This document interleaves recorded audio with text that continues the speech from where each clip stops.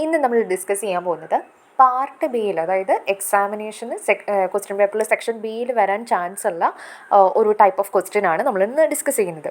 അപ്പോൾ ഇത് പ്രോബബിലിറ്റി എന്ന് പറയുന്ന ചാപ്റ്ററിൽ കോമ്പിനേഷൻ അപ്ലൈ ചെയ്യുന്ന ഒരു പ്രോബ്ലം ആണ്. അപ്പോൾ അത് നമുക്കൊന്ന് ജസ്റ്റ് ചെയ്തു നോക്കാം. അപ്പോൾ നമുക്ക് ക്വസ്റ്റ്യനിലേക്ക് പോകാം. A committee is to be constituted by selecting 2 people at random from a group consisting of 3 men and 4 women. Find the probability that the committee will consist of 2 men. രണ്ടാമത്തെ ക്വസ്റ്റ്യൻ വന്നിട്ട് 2 women. മൂന്നാമത്തെ question വന്നിട്ട് 1 men and 1 woman. ക്വസ്റ്റ്യനിൽ പറയുന്നത് എന്താണ്? കുറച്ച് ആൾക്കാരുണ്ട്, 3 മെന്നും അതുപോലെ തന്നെ 4 വുമനും ഉള്ള ഒരു ഗ്രൂപ്പുണ്ട്. ആ ഗ്രൂപ്പ് ഓഫ് പീപ്പിളിൽ നിന്നും 2 ആൾക്കാരെയാണ് സെലക്ട് ചെയ്യുന്നത്. 2 ആൾക്കാരെ സെലക്ട് ചെയ്തുകൊണ്ട് ഒരു കമ്മിറ്റി കോൺസ്റ്റിറ്റ്യൂട്ട് ചെയ്യാൻ തീരുമാനിച്ചിട്ടുണ്ട്. അപ്പോൾ നമ്മുടെ അടുത്ത് കാൽക്കുലേറ്റ് ചെയ്യാൻ പറഞ്ഞിരിക്കുന്നത് ഫസ്റ്റത്തെ ക്വസ്റ്റ്യൻ എന്ന് പറയുന്നത് 2 മെൻ ആവാനായിട്ടുള്ള പ്രോബബിലിറ്റിയാണ്. അതായത് സെലക്ട് ചെയ്യുന്ന 2 പേരും മെൻ ആവാനായിട്ടുള്ള പ്രോബബിലിറ്റിയാണ്. ഇനി രണ്ടാമത്തെ ക്വസ്റ്റ്യനിൽ പറയുന്നത് ആ സെലക്ട് ചെയ്യുന്ന 2 പേരും വിമൻ ആവാനായിട്ടുള്ള പ്രോബബിലിറ്റിയാണ്. ഇനി മൂന്നാമത്തെ ക്വസ്റ്റ്യനിൽ പറയുന്നത് 1 മെന്നും അതുപോലെ തന്നെ 1 വുമനും ആവാനായിട്ടുള്ള പ്രോബബിലിറ്റിയാണ്. അപ്പോൾ നമ്മൾ ആദ്യമേ മനസ്സിലാക്കേണ്ടത് ഇത് കോമ്പിനേഷൻ അപ്ലൈ ചെയ്യേണ്ട പ്രോബ്ലം ആണോ എന്നുള്ളതാണ്. അപ്പോൾ ഇവിടെ നോക്കുക, അറ്റ് എ ടൈമിൽ ഒന്നിൽ കൂടുതൽ ഐറ്റംസ് ആണല്ലോ ഇവിടെ സെലക്ട് ചെയ്യുന്നത്. 2 പേരെയാണ് സെലക്ട് ചെയ്യുന്നത്. സോ മോർ ദാൻ 1 ഐറ്റമാണ് അറ്റ് എ ടൈമിൽ തന്നെ സെലക്ഷൻ നടത്തുന്നത്. അതുപോലെ തന്നെ ഇവിടെ എന്തില്ല, ഏത് ഓർഡറിൽ ചെയ്യണം, സെലക്ഷൻ നടത്തണം. അപ്പോൾ ഓർഡറിന് ഇവിടെ ഇമ്പോർട്ടൻസും ഇല്ല. സോ അതുകൊണ്ട് നമുക്ക് കോമ്പിനേഷനാണ് ഇവിടെ അപ്ലൈ ചെയ്യേണ്ടത്. നമുക്ക് ആദ്യമേ 2 മെന്നിനെ സെലക്ട് ചെയ്യാനായിട്ടുള്ള പ്രോബബിലിറ്റി കാൽക്കുലേറ്റ് ചെയ്യാം. ഓക്കെ, അപ്പോൾ നമ്മൾ എങ്ങനെയാണ് പ്രോബബിലിറ്റി കാൽക്കുലേറ്റ് ചെയ്യുന്നത്? Number of favourable outcomes divided by total number of outcomes. അപ്പോൾ ഇവിടെ ഫേവറബിൾ ഔട്ട്കംസ് എന്ന് പറയുന്നത് എന്താണ്? നമ്മൾക്ക് 2 മെന്നാവണം. അതാണ് നമ്മുടെ ഇവിടുത്തെ ഫേവറബിൾ ആയിട്ടുള്ള ഔട്ട്കം എന്ന് പറയുന്നത്. അപ്പോൾ 3 മെന്നുണ്ട്, അതിൽ നിന്നാണ് 2 പേരെ സെലക്ട് ചെയ്യുന്നത്.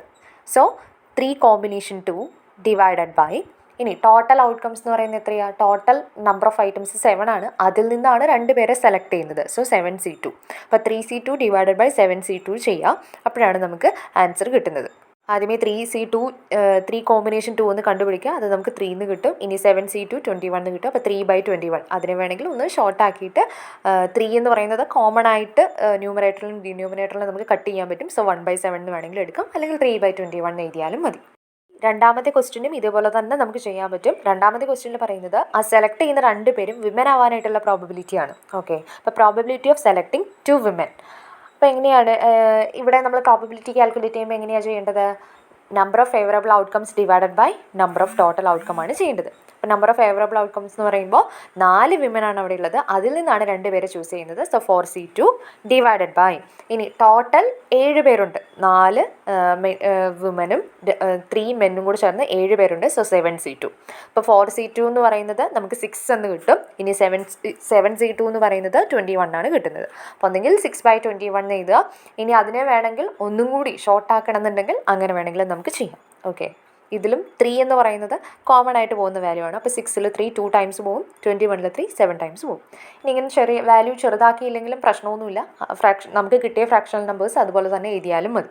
ഇനി മൂന്നാമത്തെ ക്വസ്റ്റ്യൻ ആണെന്ന് ശ്രദ്ധിക്കേണ്ടത് 1 men and 1 women. അതായത് നമ്മൾ സെലക്ട് ചെയ്യുന്ന 2 പേരിൽ 1 മെന്നും 1 വിമനും ആവാനായിട്ടുള്ള പ്രോബബിലിറ്റിയാണ് കാൽക്കുലേറ്റ് ചെയ്യേണ്ടത്. അപ്പോൾ 1 men and 1 woman. അപ്പോൾ ആൻഡ് എന്ന് പറയുമ്പോൾ നമ്മൾ എപ്പോഴും എന്താണ്, നമ്മുടെ മൾട്ടിപ്ലിക്കേഷൻ തീരം അവിടെ അപ്ലൈ ചെയ്യണം എന്നുള്ളത് ഓർക്കണം. ഓക്കെ, പ്രോബബിലിറ്റിയിൽ അഡീഷൻ തീരം, മൾട്ടിപ്ലിക്കേഷൻ തീരം, അങ്ങനെ 2 തീറംസ് ഉണ്ട്. അപ്പോൾ അതിൽ ആൻഡ് വരുന്ന സമയത്ത് നമ്മൾ മൾട്ടിപ്ലിക്കേഷൻ തീരമാണ് അപ്ലൈ ചെയ്യേണ്ടത്.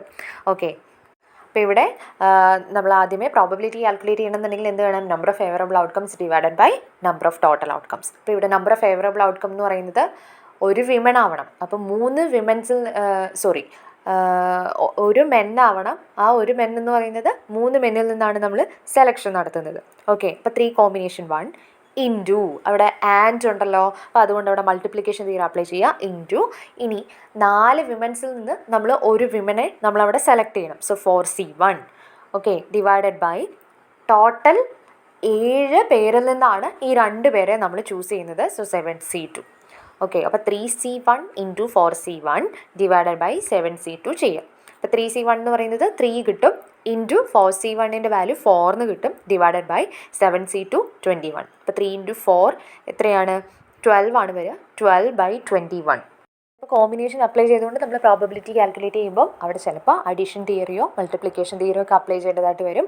അപ്പോൾ നിങ്ങൾ ഓർ സിറ്റുവേഷൻസ് ആണ് തന്നിരിക്കുന്നതെന്ന് വെച്ചാൽ അഡീഷൻ തിയറി അപ്ലൈ ചെയ്യുക, ആൻഡ് സിറ്റുവേഷൻസ് ആണ് തന്നിരിക്കുന്നത് ഉണ്ടെങ്കിൽ മൾട്ടിപ്ലിക്കേഷൻ തിയറാണ് അപ്ലൈ ചെയ്യേണ്ടത്. ഓക്കെ, അപ്പോൾ ഏത് രീതിയിൽ വേണമെങ്കിലും ക്വസ്റ്റ്യൻ ചോദിക്കാം. അപ്പോൾ ക്വസ്റ്റ്യൻ നന്നായിട്ട് മനസ്സിലാക്കിയതിന് ശേഷം വേണം നിങ്ങൾ ആൻസർ ചെയ്യാനായിട്ട്. ഓക്കെ.